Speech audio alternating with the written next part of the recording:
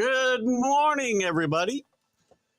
Keith Engle here for TGI Sports Talk's Are You Serious? And I'm still shaking like I got an earthquake going on. I apologize.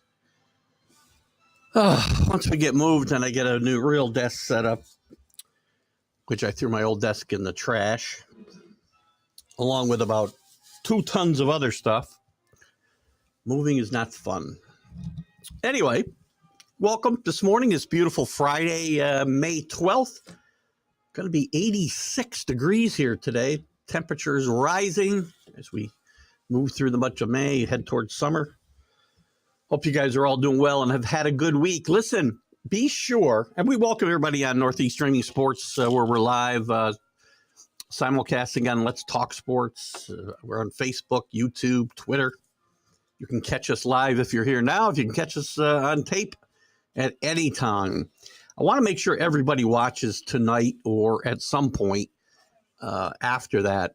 Tonight at 6 o'clock, it will air live. My interview with Delvin Williams, former All-Pro running back with the 49ers and Dolphins. Had a really good career until injuries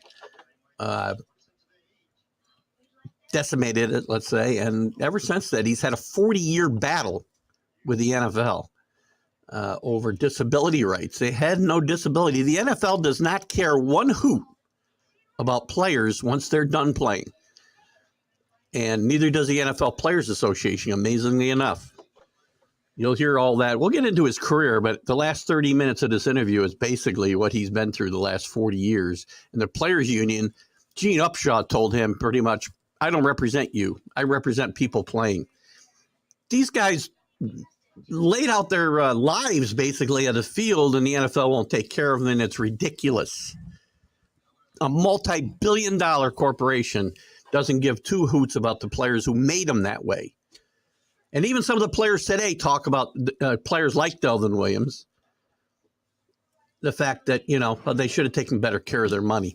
They didn't make any money compared to what these guys are making, and they're making their money because of what these guys sacrificed years ago. And it's just a joke. And you got to hear Delvin's story. So please do tune in, and we'll talk about his book, and please take a look at that. But today we'll talk some NBA playoffs, Knicks and Heat, Knicks trying to fight back, Sixers and Celtics going to game 7. The Nuggets actually showing some life in the playoffs for a change. Talk about that, and also the Golden State series. And we'll get the NHL and a little bit of Major League Baseball, Mets, and I'm not going to go too crazy, but we'll get a little discussion going about the Mets and Yankees starts and some of the surprises around Major League Baseball and who might have some surprises, both on good and bad, and which ones can we look to continue. With that, I'll bring in my co-host, the Bad New Yorker. Good morning, Carlos. Yo, good morning, everybody. Happy Friday. What are you, in the bathroom? Where are you today? I'm a bit where I usually are. I am where I usually are. It's a different. Yeah, that sounds like the way I talk up here for my Perth education. Behind you is brighter. I don't know why. That's the window. Sun's coming through, trying to get me heated up. It made that curtain behind you look like a shower curtain. So. Oh yeah. I thought maybe you just jumped out of the shower or something. I was going to make sure you didn't get us in trouble. How are you doing today, Carlos? I'm doing all right. Happy Friday, everybody. A lot of games going on, a lot of playoffs. Oh, man. It's been a lot of fun, man. It's been a lot of fun. Some great games. NBA's had some good series, really good series. The NHL's had a lot of surprises. Even with the surprises, there's still a bunch of 1s and 2s playing. Yeah. But we'll dive into that. Let's start with the NBA. I mean, just to kind of update everybody, the Knicks and Heat are at 3-2 Heat. The Knicks going back to play. Is it tonight or tomorrow? I'm not today even sure. In Miami. Is it today? Yes. That's good. We don't have like a week off between games again. No, not anymore. It's coming down to the wire. Sixers could not stave off the Celtics last night, and they'll go play game 7 in Boston. So what we starting with this? Which game are we starting with? Well, let's start with the East. We got these 2 series. We can start with the Knicks. Obviously, that's where my heart is. And listen, at least they showed some heart winning game 5 here on the road. It's funny you say that because Hart was the last person on the court who had like the least minutes because of the foul troubles. Foul trouble, yep. Foul trouble limit him to 9 points. Both Grimes and Brunson played every minute. Which, look at this point in the season, I'm not going to say there's anything wrong with that. You got to go with your horses, and yeah, I mean, you go with your horses, Keith. But that's the problem that he's had in the past. Tibbs about making those decisions. I do like that he took out Randall when Randall started struggling. I like that point. I was just holding my breath because Randall was, he started nice, first 2 quarters. The third quarter, he had a few things going, but then you just saw that he got tired, and I'm glad that Tibbs pulled him out. Yeah, well, he hasn't played a lot, so I think but he's not tired. And I don't think he's a factor like many people think. A lot of Knicks fans, they like Randall, they want him in the game, but you don't think he's a factor? Come on. No, I think like he is who he is. He's the same player we saw in LA. He's the same guy that's going to give you about 25 good minutes and a whole lot of junk minutes. He's not even close to the player he was in LA. He's much better. He's not much. He's a terrible 3-point shooter, and he likes to hang around the 3-point line. I'm like, terrible 3-point shooter. 4 for 7 the other night. Yeah, one night. Terrible. Look at his average. He's been hurting the Knicks for the last year. Other games. For the year, the Knicks should do one thing, and I've said this before, and I said it on the show, here and even with Robert Butler. I was like, if the Knicks go small, they will win against Miami because they're faster, they have more stamina, and they're younger. Miami only has like 3 guys that could actually like keep up with the rest of the Knicks teams. So if the Knicks can go at Butler, can go at Adebayo, they're gonna get the fouls. The only problem is the Knicks got to convert those foul shots, and they have to control the ball as much as possible. So, but you keep rotating that line out, and you go out there. Brunson's gonna play. He's gonna do what he does, but you don't know what you're gonna get from shooting wise from Randall. Grimes had a terrible day 2 days ago. A few games ago. So they're kind of inconsistent. They're not a good 3-point shooting at all. So they should not even shoot threes, as far as I'm concerned. Keep your shots within the 15 feet, and you'll be all right, and attack the basket. But they keep trying to shoot threes as if it's something that's going to make them propel themselves into another dimension, and it doesn't. They've shot threes in this series better than the Heat. So I don't know. Yeah, but that doesn't say that doesn't say much because the Heat right now are just like getting back into games, and they're struggling just to stay relevant right now, because now they know now they have their back against the wall. Even though they're leading the series, I don't know if they have enough to close out the game right now. So anything that happens is just going to be just a straight up matchup with them. So if they win this game tonight, they win the series, but they got to win. The Knicks have a better chance of winning tonight than the Heat do. Well, then you should think they have a better chance of winning the series. Why do they have a better chance tonight than the Heat? Heat are playing at home. Because then, first of all, they're not a great home team, anyways. So they were the first 2 games of this series. Yeah, that's because they're playing the Knicks. The Knicks have a better team as far as depth than the actual Heat. The Heat, the biggest problem they had the last game was that Lowry didn't play up to par. Lowry's an older player. Kevin Love, the same thing. They're expecting a lot from their older players right now. The biggest benefit that the Knicks have is that they don't have those older players that they need to be on the court or will benefit from them. Right? Fournier's sick or whatever, he's not playing or scratched, and then Rose, he's not going to play either. So those guys are the older players. They don't have an effect on the team. Like if you look at the other side with the Miami Heat. Listen, the Knicks, who's the best player on the court? For what team? Either team. Who's the best player on the court? Right now, I feel like it's Brunson. It is Brunson. I have one problem with Brunson. There are too many times later in games where it devolves into Brunson going one-on-one, and I don't like to see that. I've seen it a lot through the Cleveland series. I saw it a lot in this series. And there's times where you got to do that. Don't get me wrong. But he's still a shoot-first point guard in a lot of ways. But why would you the problem with him is that he doesn't have any confidence in Barrett or Randall because they're not Barrett's consistent. had a really good series. I'm not sure why he wouldn't have confidence in Barrett. Barrett's had a really good series.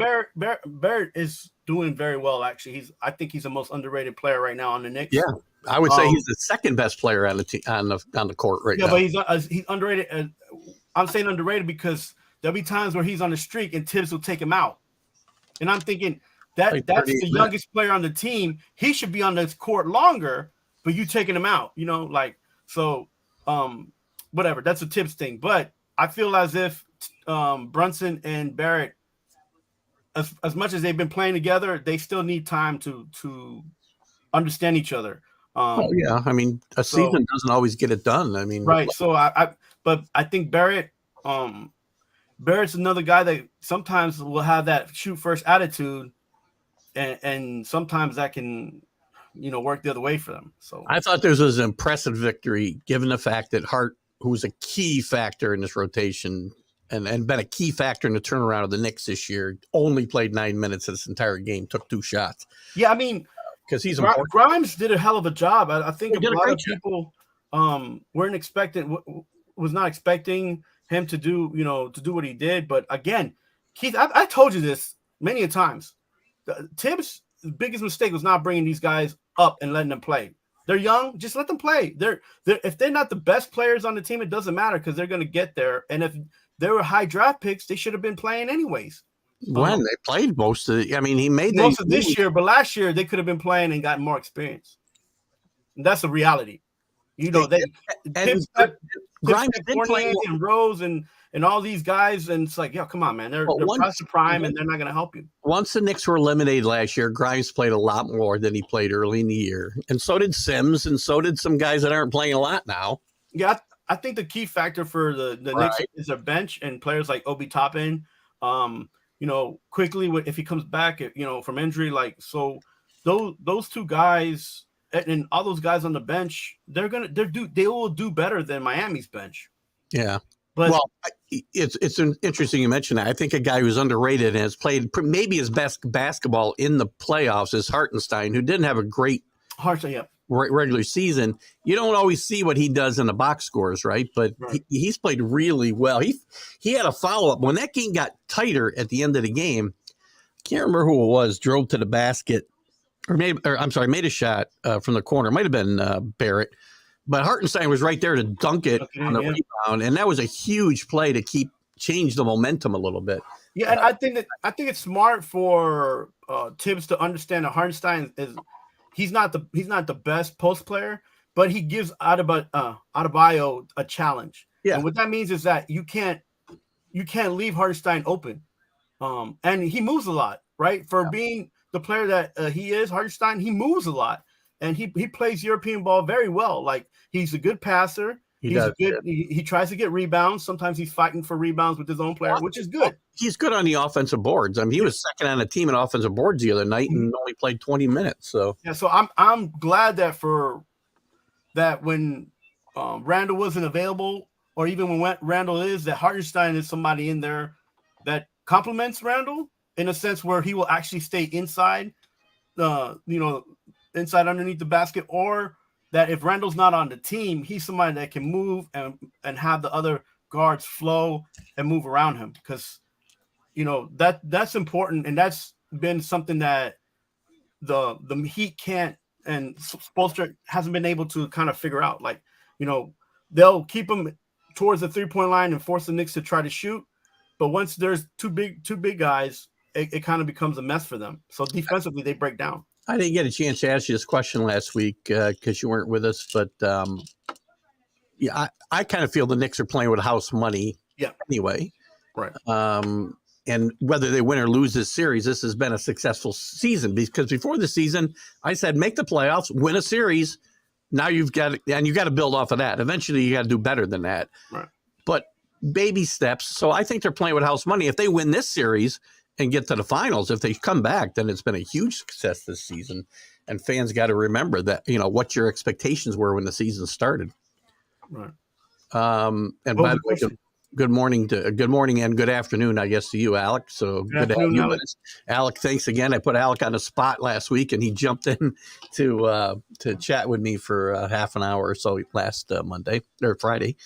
So one last thing, too, before we go to the Celtics and Sixers, the NBA's got to start considering reseeding these playoffs. It's ridiculous to me that the 5 and 8 are playing and the 2 and 3 are playing in the other series.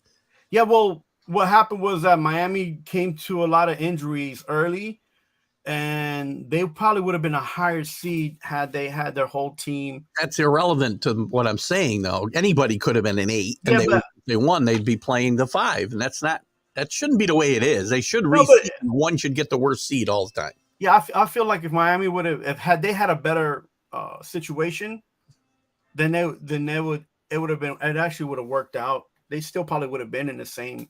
Well, if they finished with the 4, they would have, what. But what I'm saying is, any 8 that beat the 1, the 2 still would have been playing, the 3 instead of these 8, and that's not right. That's not the way it should work. No, I mean, but it's what they set up, right? Or do what the NHL does. Now the playoffs are built within your divisions, which I still think it should be. Sorry, I think the playoffs should be built within your division. Top 4 in each division if you're going to take 16 teams. Then you don't need to reseed. Well, you do. I guess it wouldn't matter because you got 2 playoff series in each division and then the division playoff and then the conferences. I think that's a better solution if you're going to take this many teams. Now, I realize the danger of that is some better teams get left home because you're only taking 4 from each division. But right. I mean, at the end of the day, listen, at the end of the day, you got to play to get in. You got to win to get in. And if you do, you do. And if you don't, you don't. And look, right. We'll talk about hockey in a minute, but, I think what would help the NBA more is consistency from the refs, right? I think that would help them more. And speaking of that, we could talk about what's going on in Philadelphia and Boston. I mean, yeah, I get it's a traditional tournament bracket style, but this isn't a tournament necessarily, Alan. This is a playoff system. It's not a tournament per se. They've made it a tournament, which, okay, if that's what you want, great. But to me, you should have earned something in the regular season, which means you always get to play the worst seed as you move on. That's just my opinion.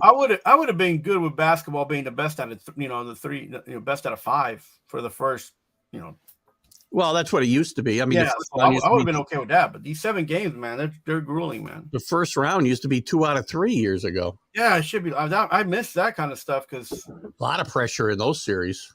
That's for sure. You see it in baseball in those wild card playoffs. So, so I get your point, Alan. But I think the NFL's got it right. By the way, just as a point. We'll talk about them in a minute. The Celtics, the Sixers, who haven't been to a conference final since I believe 2001, if I'm not mistaken. Allen Iverson, yep. Blew a golden opportunity to close this series out at home last night. Okay, so Keith, let me ask you: was it really a golden opportunity? Because even Vegas had Boston beating Philadelphia at home. It's your best opportunity to win at home when you're up 3-2 and wrap up the series. And another thing was that Doc Rivers shows that he's one of the most losingest coaches in that situation. 3-2 or way to finish the series. So, but you can't blame Doc Rivers on this loss at all. No, I'm not blaming Doc Rivers here. I mean, this team just didn't come out to play. I don't think last night. Well. I don't think Boston came out to play, but they kept themselves 13 points for Philadelphia in the fourth quarter. That's a horrible, horrible, horrible, horrible effort. Yeah, but okay, so I'm going to say this. Embiid by the third quarter was trying too much, and Philadelphia kept trying to give him the ball too much anyway. So Harden was spotty. Even Maxey didn't control the ball much.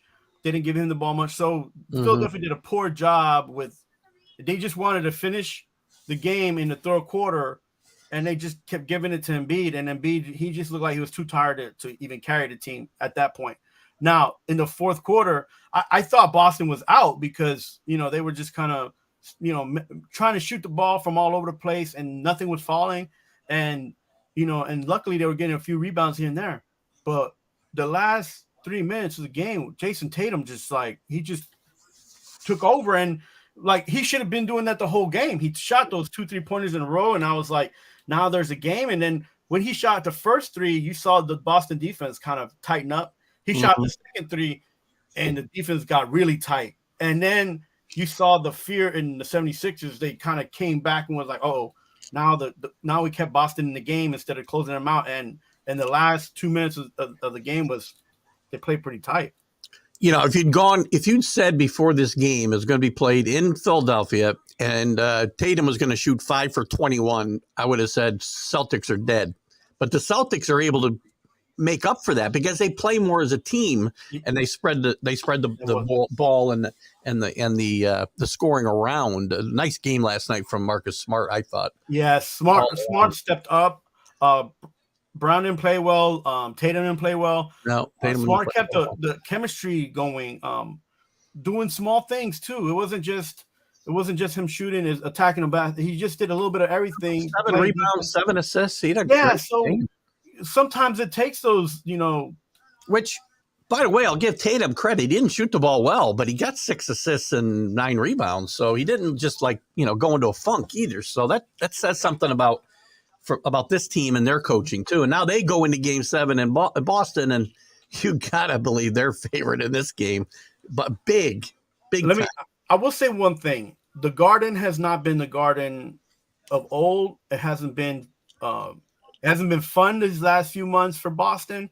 This is your opportunity to turn that around. Go out there, enjoy the game. Go out there, push for your team to win. Yeah. And hopefully you will get to a finals, because the Boston Bruins on the other side of the locker room, they were not able to take advantage of their situation. So no, we'll touch on that. Good morning to my dad and Jeanette, and happy birthday to my wife. Look at that! Happy birthday, Mr. I neglected. I got so excited about the ripping the NFL with the Delvin Williams interview. I forgot to wish my wife a happy birthday on the air, which I did in person, by the way, which is the most important thing. But happy birthday to my wife, Jean, obviously.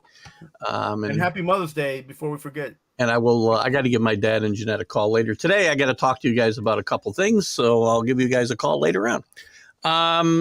So let's move on quickly to the West before we go on to the NHL. We won't spend quite as much time out here.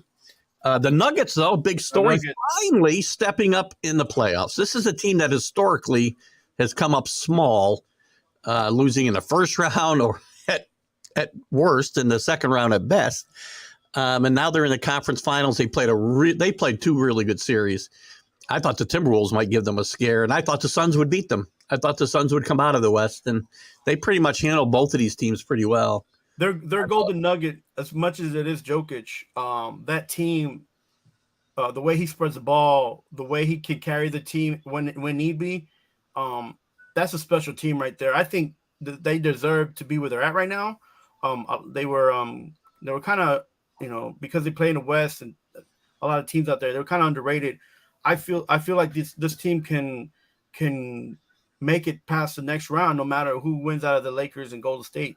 Because they're younger, they have more of they have depth. Even though that's kind of hard to use in the playoffs as a team, because you cut your bench a little shorter.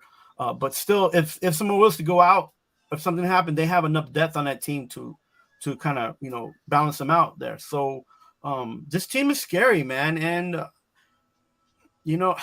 And Jokic is playing some big time basketball right now in the playoffs. Yeah, and I feel like it's time for him to shine. Give him his shine. Like, he's averaging nearly a triple double here in the playoffs. To see LeBron a game, and then him staggering into the playoffs at this moment, and then Steph Curry, like you can see now his age is starting to show, even though he still looks like he's 15. He's got to do too much still. Do too much. Yeah. So, but I feel like Jokic has everything around him to succeed. Now, the only thing that they need to do is just keep their head down and not listen to anybody. Listen, no, I don't want Kendrick Perkins writing me letters or talking about me. Yeah, if he wants to talk about me on ESPN, he can. I think that'd be awesome if he did. But because this isn't a racial thing, Jokic is the best player in basketball. Oh, the Kendrick Perkins thing, Embiid is a great player. Embiid's a great player. Jokic is better. I'm sorry, he's just better. Is he better than Mutombo? Mutombo? That was the best player that the Denver ever had as a center. He's far better. He's far better than Mutombo. I mean, Jesus, come on, please. I feel I'm gonna agree with you. I would argue Dan Issel was a better center in Denver than Mutombo.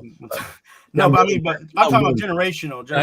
Oh, you're talking about this millennium? Yeah. I think basketball was different then, anyways.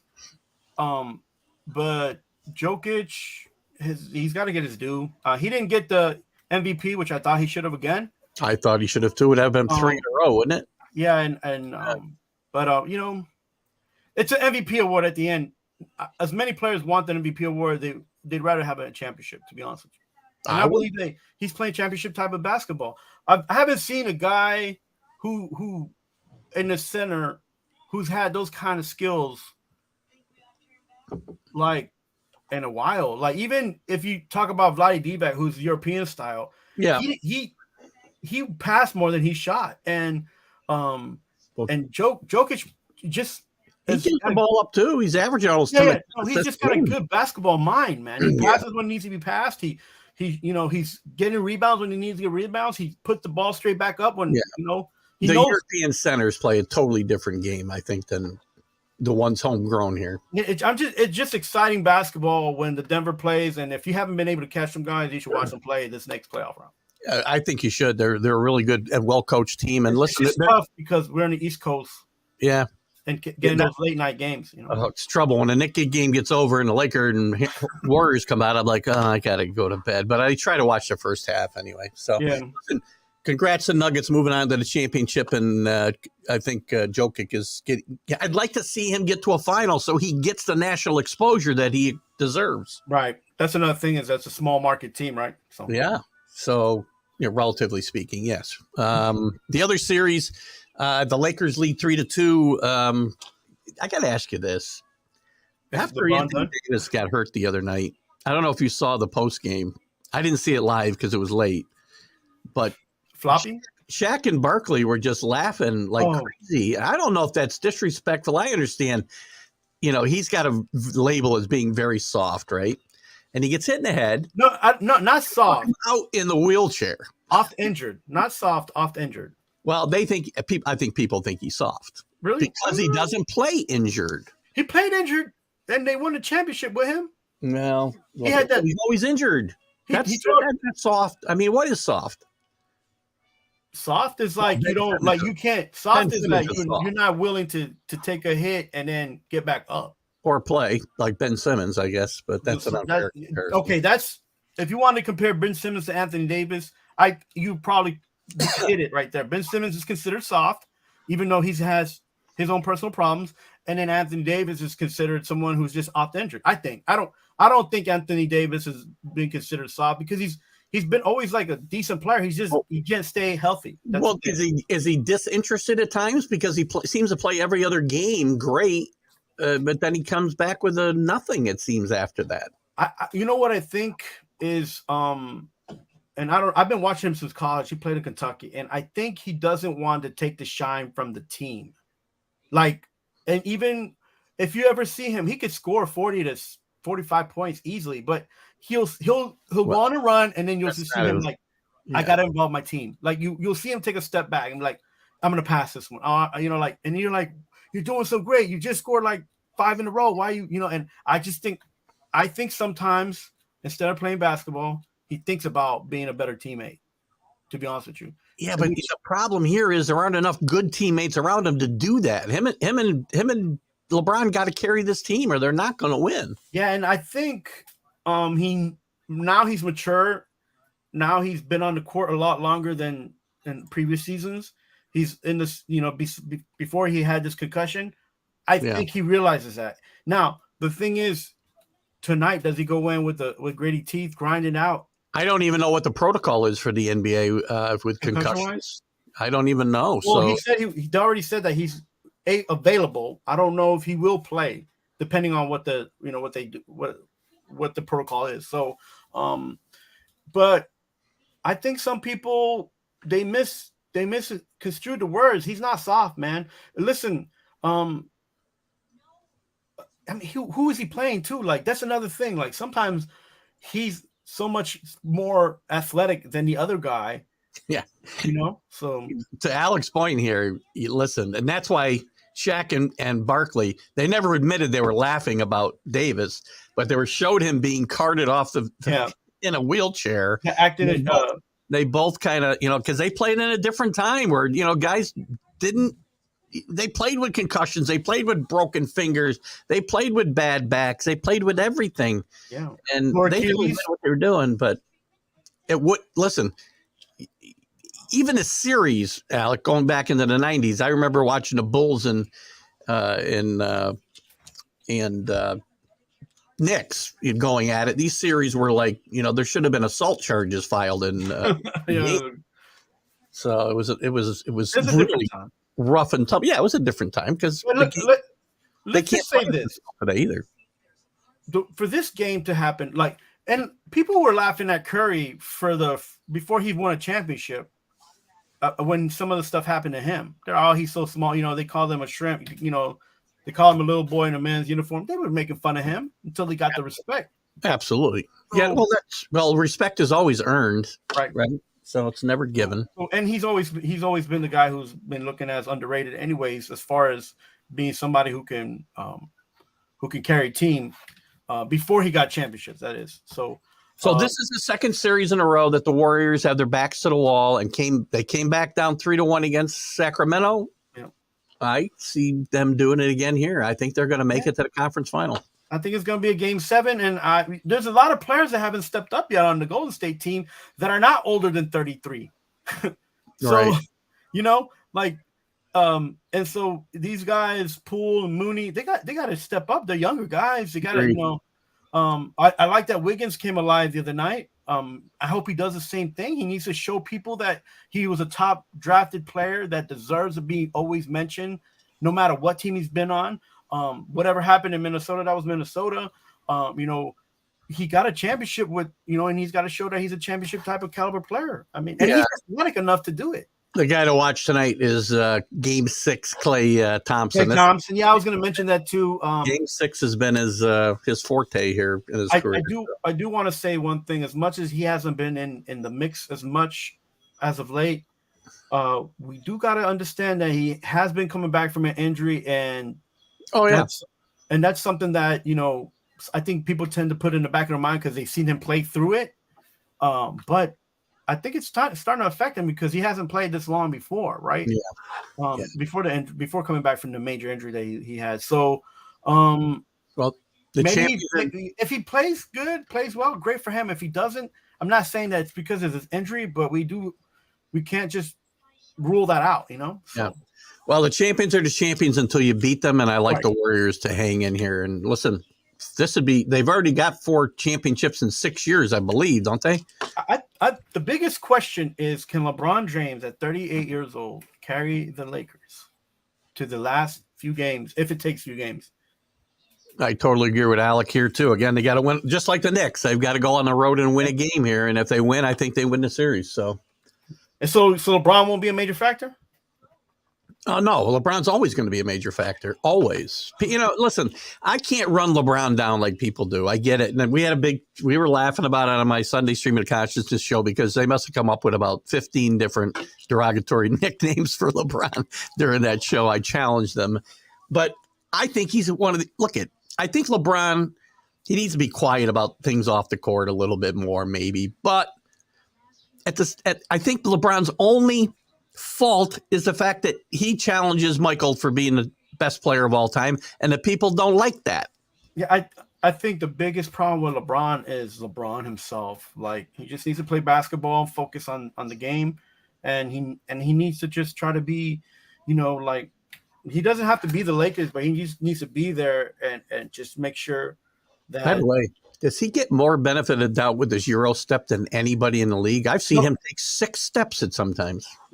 Listen, that Euro step, the way basketball's played today, I'm surprised that whistle doesn't blow nonstop. When I was playing, even in the CYO ball, I got, I didn't get called for it, but we had teammates. I had teammates that to have the half a step to pick up the ball and dribble, they was already calling a travel. So I think the biggest problem in NBA basketball today is do away with that. It's become part of the jargon because you hear the play-by-play. They go, Brunson with the Euro.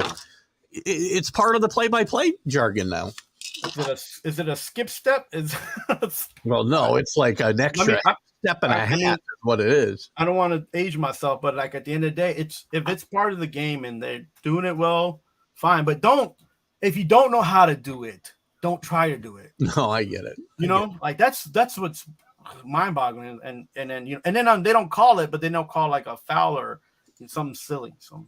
Let's move on to the NHL quickly. We got a lot of surprises, obviously, in the first round. The Bruins go out. The Rangers blow a 2-0 lead. The defending champion Avs go out in the first round.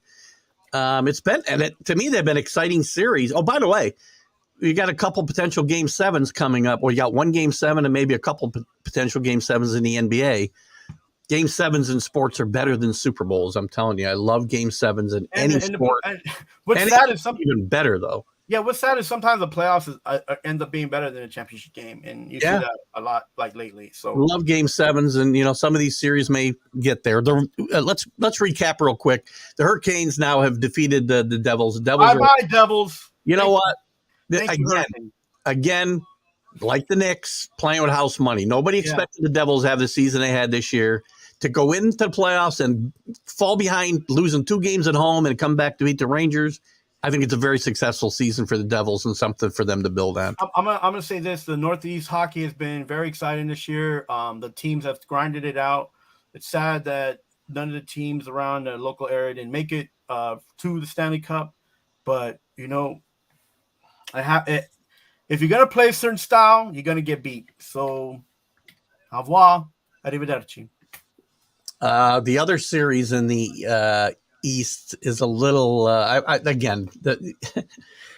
Toronto gets off to Schneid and wins the first round series, and they act like they've won the Stanley Cup now because they're giving the Panthers no battle here. They just won their first game the other night. Yeah. The Panthers are a young and a feisty team that went under the radar. So, tremendous. Listen, for them to come back, for them to beat the Bruins, they were down 3-1, right? They trailed in Game 6 and 7. They trailed with 56 seconds left in regulation against the Bruins, tied the game and win in overtime. This team has done some tremendous work. That kind of momentum can take you a long ways. This team could very well make it to the to the Stanley Cup final. Yeah, and listen, Keith, and this is one thing where being young is gives you so much depth and so much opportunity. You're not thinking about what happened. You're not thinking about what's going to happen. You're just playing a game, because you're young. None of that stuff matters. And the Panthers, and they caught the Toronto Maple Leafs off of a celebration in high. Well, that's Alex's point here. He goes, they must be lost because they've never been here. It's been so long since they've been to the second round. They don't know. They were celebrating in Toronto after that championship, like you said, like they won the Stanley Cup, and there was no more hockey to be played. Yeah, that was, what? The fans, not the players. You got to kind of just, at this point, especially when you've gone this many years, you can't have a celebration. You just got to say, okay, great, bring on the next team. And they didn't do that, and I think it shows in this series as they fell behind 3-0. And on the West Coast, do the Stars beat the Kraken? You know what? What's that game? Was it 3-2? Yeah. Going into Game 6 at Seattle, if I'm Dallas, I want to win this game and wrap this up. I don't want to play Game 7. This team's scrappy. The Kraken.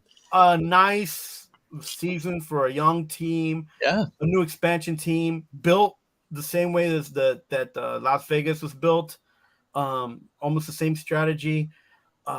Gritty guys on the bench, quick guys that were coming off of rookie seasons and young talent.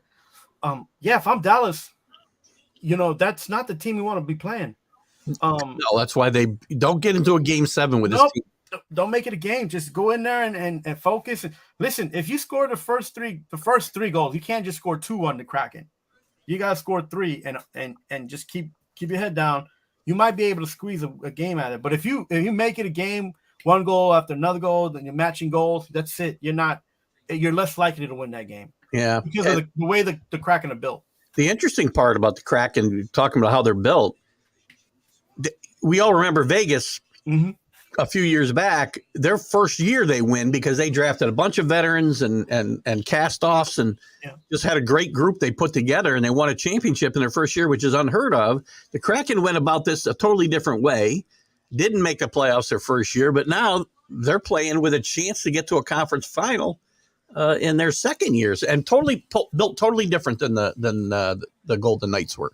Right. Well, the thing about they had a couple players that didn't want to go to Seattle, and they got rid of them because it wasn't because of the team, because they didn't know what they had as a team. It was just the fact that they're not, they didn't feel like Seattle was somewhere they wanted to be as far as the older players, So, and the GMs got together and the management got together and they got those guys out and they got pretty deals back for them.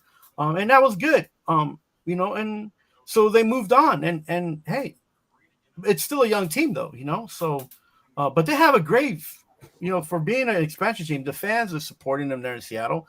They got a nice arena over there. And now it's not even all about that. It's about the players and they like being there. They're all on the same page and that's important.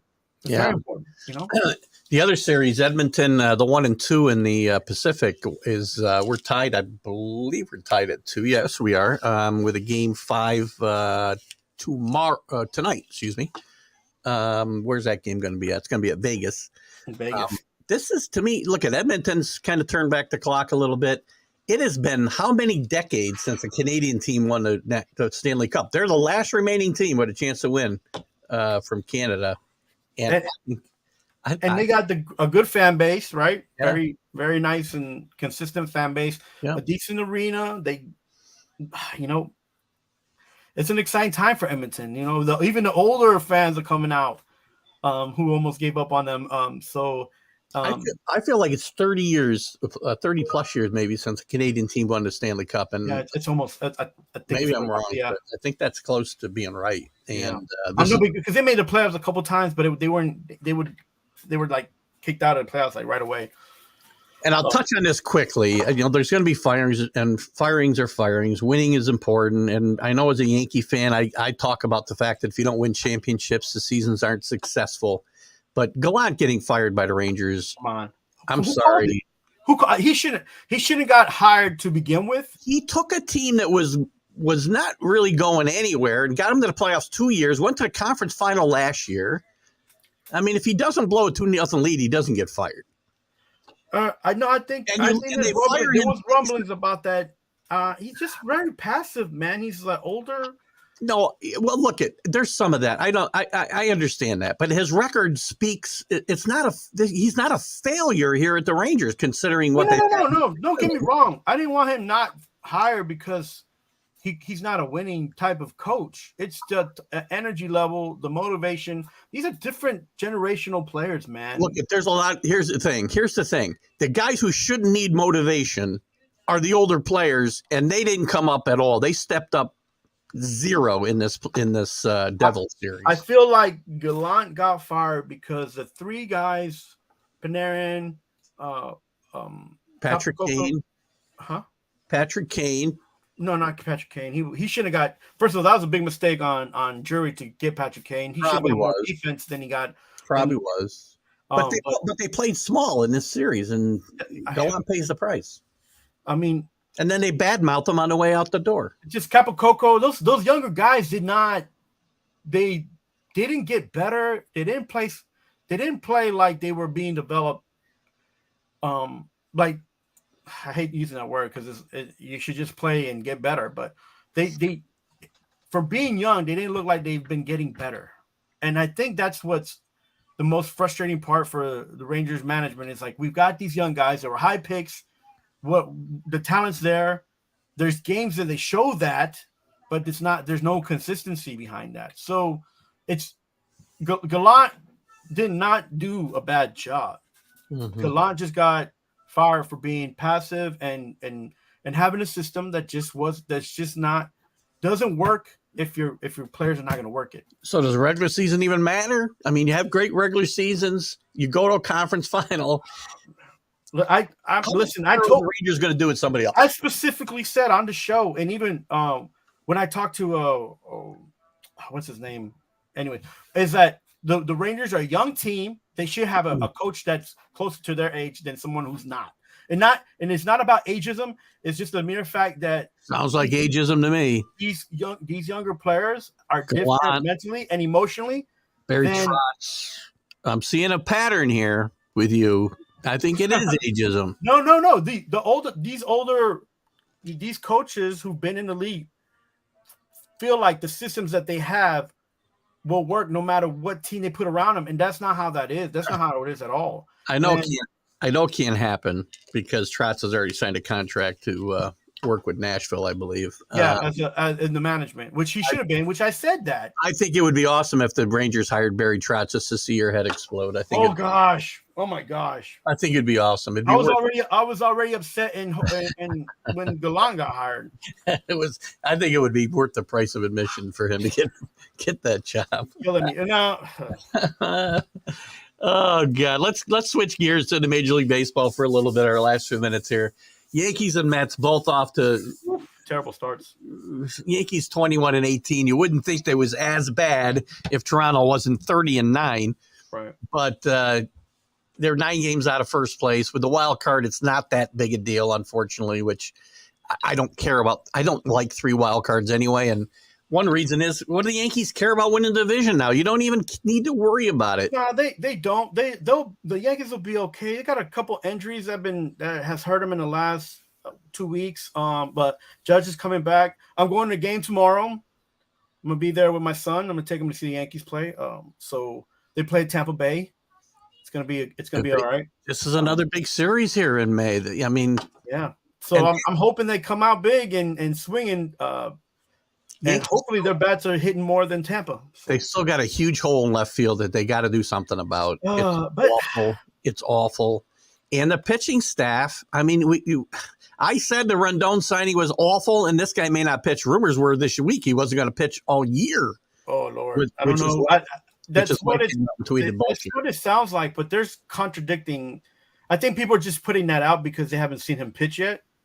I think the media is trying to, muck up some stuff, but it's yeah. I mean, what do you say? The Yankees, they're going to make moves no matter what. So now I will say with the Yankees, and to this comment that Alec has here and comments I made before about Gallant, I've been on Aaron Boone for years, and I'm going to tell you again, Aaron Boone needs to put away his analytics book, and you don't pull pitchers. It's 2 weeks ago almost now because you and I haven't chatted, but the epitome of what's wrong with Aaron Boone running this team is a game 2 Mondays ago when Herman's got an out in the 9th inning. He's pitching a shutout. He's only pitched 88 pitches, and he takes the ball from him, and they lose the game 3-2.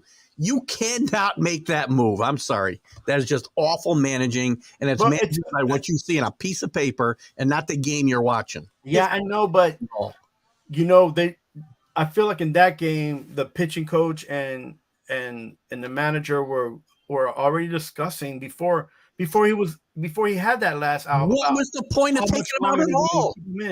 You should not be discussing taking him out with 88 pitches through 8 innings. I don't think it was just the pitch count. I think it was the way that he was pushing the ball forward when he was pitching. Man, he looked like he was gassed. So I don't think you don't want your pitcher looking like he's gassed against somebody who can hit, man. You don't want that. You already give that positive feeling, that energy towards. So I don't even wait for him to give up a hit. Hitter, man. I don't even wait for him to give up a hit in the 9th inning. I just take him out after an out, and my bullpen comes in, and my bullpen blows the game. That's not this strategy. That's not just against Boone. That's also against the pitchers that came to. Strategy's already predetermined. It's on a piece of paper in front of him before the game. That's a freaking problem with baseball today and Aaron Boone and the Yankees in general. Listen, this Herman is. Have a little feel for the game. They don't have a feel for the game because they script everything out, and it's ridiculous. They just want to also make sure that Herman stays confident, man. Well, he's one of those guys that loses confidence so quickly, man. Are you confident though do you have you think your manager's got confidence in you when you throw 88 pitches and he takes you out with one out in the ninth inning and nobody on? If you're pushing that ball, come on, you can't push the ball over the plate. You actually have to pitch, man. That's another thing. All I know is he was getting people out. That's all I know. I watch the game again, and you'll see the three batters, and even the inning before that, he's just like you see that he's trying to make sure the ball goes over the plate. All right. Well, it's not a good look, man. He was also getting the ball in the guy's gloves, so there's something to be said for getting. Yeah. Like I went to the game on Sunday where the Colorado Rockies played the Mets, and Lucchesi gave the first pitch. He gave up a home run, but then again he stayed in, got 5 innings, and the Mets were kind of in it, and the relief comes through, and the relief doesn't do anything to help the Mets at all. They gave the game up. Well, the Colorado Rockies end up beating the Mets. The Mets issues are deeper than and we've talked about this before on your show, and I've talked about it to Robert. As much as the Mets need hitting, and I'm gonna keep saying this because this is what it is. The guys that are on that roster need to hit and play to their potential as far as hitting is concerned. So when that happens, then you can look around and be like, okay, we need to get another hitter. But until that happens, they're just stuck in a rut. They made the bed. Now they got to sleep in it. Well, if Lindor's not hitting well, if get him out of the guys, anybody else on it not hitting well, then that is a problem. Now, I like Pete Alonso. He's got a lot of home runs, but guess what? There's a lot of times that there's men on base, and he don't get them on, and he don't get them home. Yeah, 234 is not getting it done. Sorry. So some of these guys, they're touted for having good hitting, but they're not hitting well. Nemo's kind of in a rut. Everybody needs to hit up to their potential. That's it. I'm a big Buck fan, but Buck, for whatever reason, has got what you might call Thibodeau syndrome because he's got his guys now and he sticks with them.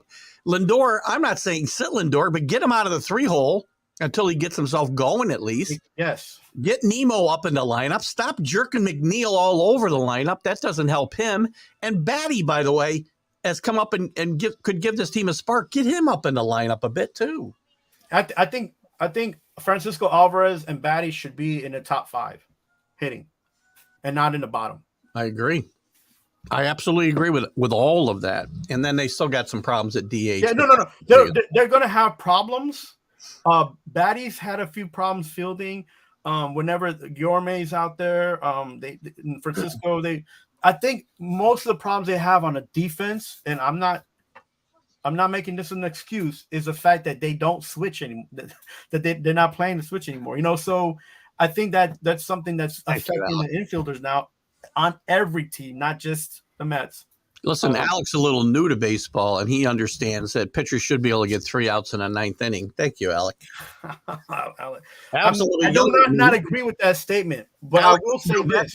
He doesn't go back to the 60s and 70s like me when pitchers actually pitched full games. Anyway. He also blew a lot of games.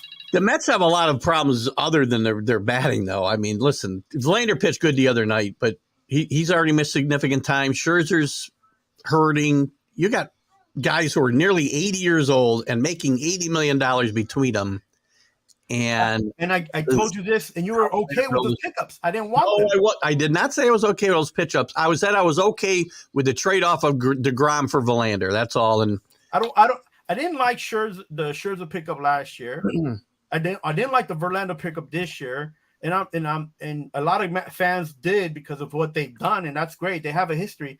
I want pitchers to make history. I don't want pitchers because they had a good history. So my thing, and it's not ageism, but the Mets had so many guys that they didn't know whether to bring up or not. This was a perfect opportunity for them to do that. Then they picked up Quintana. He ends up getting hurt, right? So now you got 4 guys that what's his name? Diaz gets hurt. So now you got 4 pitchers. They're all hurt, all different ages. But now the younger guys coming up, they're not that good, which is okay. You find out they're not that good. Now, they're not that good. Move them and move up other guys, and you fix the system. You got to work it. You got to work your system. That's it. I think it's looking like a tough season for Major League Baseball. Listen, To Alex's point, he's going to bring up what I want to close with quickly here in our last few minutes. The biggest surprises, and not just who the biggest surprises are, it's pretty obvious. Which ones have some staying power? And again, when I say staying power, it could be the teams that are doing well. It could be the teams that are doing bad. Well, anybody doing bad that should not have recovered, like the White Sox, the Cardinals. Who's my other head? Well, they're the two biggest ones, the White Sox and the Cardinals. I don't see either one of them rebounding. And I see them being sellers here at the trade deadline. Yeah, a lot. There's already talked that Mets are going to pick up half the roster from the Cardinals and half the roster from the White Sox. So, yeah. I mean, the biggest surprises to me have been the Pirates, who I do not think they have any staying power. They're already 1-9 in their last 10. They're already fading. And if it wasn't for the rest of this team, including the Brewers, who I like a lot, playing badly, this whole division is playing like crap right now. That's the only thing that's kept them in first place. Right. The biggest surprises are the small market teams that had very little money and are doing okay right now, because they're causing a rift in the higher market teams. Right. And before Alan comments, I want to give his Texas Rangers credit. Here it is, May 12th, and they're still 9 games over first 500 and 3.5 games ahead of the Angels, 4 ahead of the Astros. Yeah, but now this is where still uncertain. Pitching is going to be their downfall, I still believe. And again, this is where the rubber meets the road right now, because now it's going to get hot. Now injuries are going to come pouring in. The games are closer together, right? They have more games closer together this time of year. So we're going to see which teams can go through and actually go through a major league, schedule.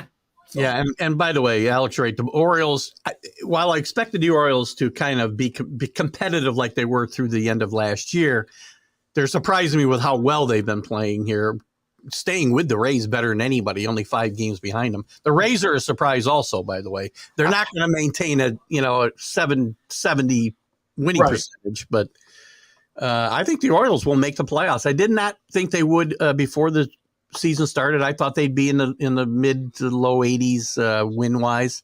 I do think they have some staying power. I think the Rays will, just because they got magic every freaking year, it seems. So I feel like with the Orioles, they need a couple more pitchers. They have a couple pitchers down in the minors that they need to bring up, but if they play that the right way, they can sneak into the playoffs for sure. The Marlins too. Let me give the Marlins credit and the Diamondbacks. I like the Diamondbacks. They're going to be a little inconsistent. They've lost 3 in a row now. They're still over 500. Well, they lost against the Giants. So. Yeah, that's not a good loss for sure. But I thought this team was a year away from really competing. I thought, again, another team that would win in the low 80s, finish over 500, a year away from competing. They may stay there this year, stay up there in contention. I don't think they'll make the playoffs. My biggest disappointment are the Oakland A's with the much talent as they have in their system. The way that they can't put it together on the field. Name one starting pitcher on that team. Exactly. That's the thing. I couldn't do it. I was challenged to do it a couple of weeks ago. I could not come up with one name. Because they're all bad. I guess you don't want to mention them because they're all bad, or they're all not doing well right now. It might have been Scott Kobe here who have challenged me to that. I couldn't name one name. I still can't because I don't pay any attention. I will tell you this team's on a pace to lose like 130 games, which would be a record by 10. I don't think they'll lose 130, but they're very likely to give the record for losses a run for their money here. Yeah. What Scott got here, if the Pirates lose the series against Baltimore, their free fall will continue. I don't think they will recover from this, Scott. They don't have enough players outside of Reynolds on offense, and a couple of the other kids are playing okay, but the pitching is where it matters. And look at Rich Hill, as I keep saying, who graduated a year behind me in high school. I'll show some ageism now. He can't be your number 2 pitcher. And listen, at the end of the day, the Pirates did well with what they were working against, and they'll pick up they'll pick up some games, but I don't know how much better they will do, at the end. So time will tell. It's baseball, right? It is baseball, and you never know what's going to happen day to day. So it's a great. That's why we love baseball, and I love the grind. I keep telling, I get guys like Kenny Gifford want to play 80 games. No, the part of baseball that's so great, it's a grind, 162 games, and it's a grind. I love it. I love it. All right, that's all we got time for, Carlos. Great job today, guys. Thanks for contributing, Scott and Alec and Alan, and Bob and Jeanette and whoever else we had here Happy with us. Mother's Day. Enjoy. That's right. Have a great Mother's Day this weekend. And we'll see you guys next Friday. Have a great Friday. Love you, Mom. Bye.